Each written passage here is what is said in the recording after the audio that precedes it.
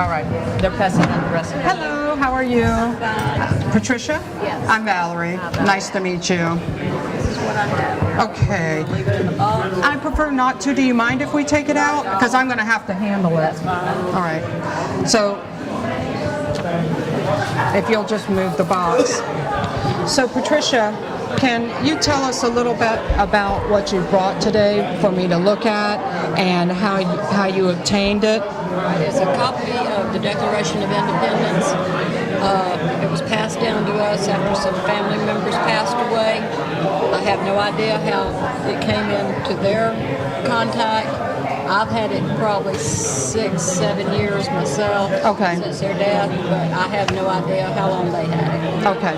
So when you sent these photos in the submission, I got back with you and asked you to send me some more pictures. And what did I ask you to send me pictures of? You wanted pictures of the length of it, width of it, the bottom two corners.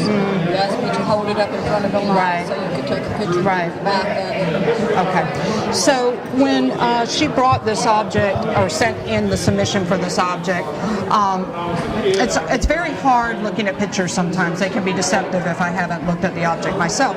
So I know what I want to start finding out about the object. So I asked her to send me pictures of this. And the reason I wanted pictures of the bottom was to ascertain whether there was any attribution as into printers for a later copy, like printed by Mutual of Omaha Insurance Company in 1976.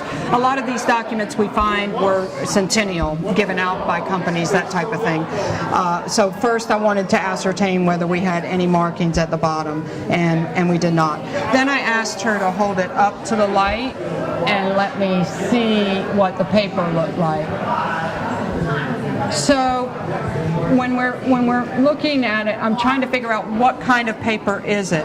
Is it woven paper? Is it laid paper? Is it cotton rag?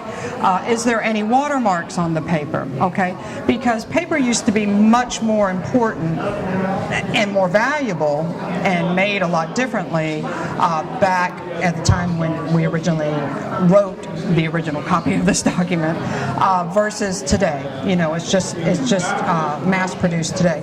So I'm not finding any watermarks on the paper, and also not believing that it's really old paper. The original document is much larger. If anybody's ever seen it, it's really big.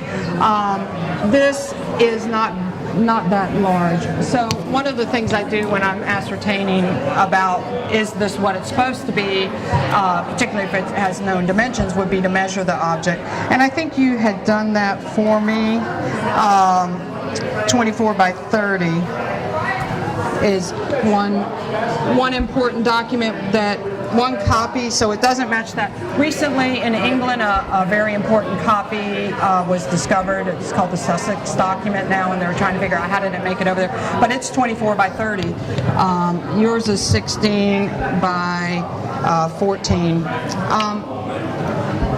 This was probably just a later copy given out to commemorate.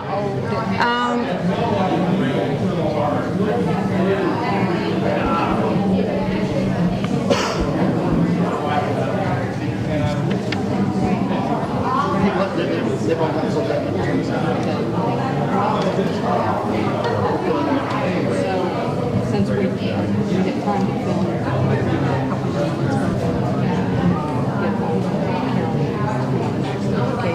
Okay, so the ink is very even, right?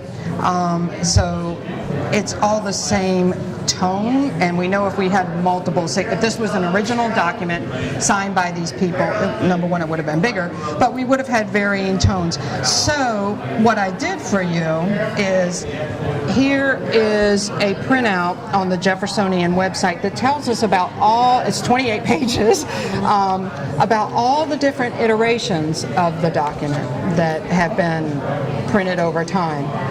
So we need to kind of flip back a little bit further. And so the measurements are in here. You see, this is 33 by 27. That's not yours. we keep going back.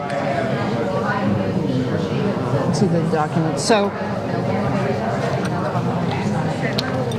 I believe yours is So we just need to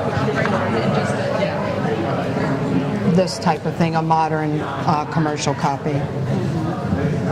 So I'm going to do one other test.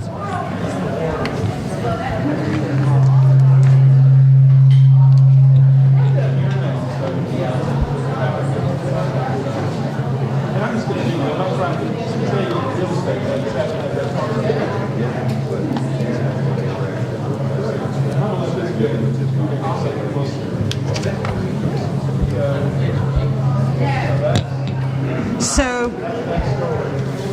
I believe this is a commemorative copy, and unfortunately these were mass produced.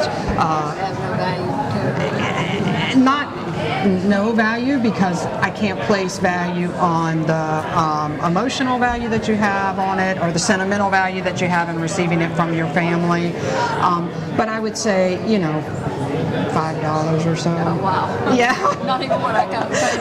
But it is interesting, because as appraisers, we get a lot of these, right? And so It's not old.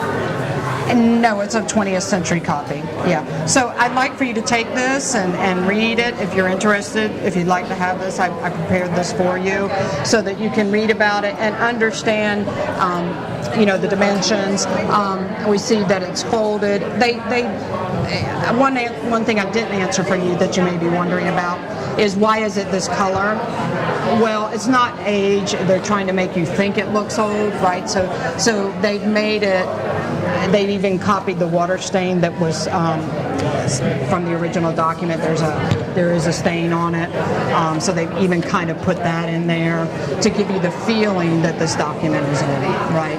So it's a faux. Because look at the color; it's even, right? And we know as we age ourselves, we don't age evenly, right?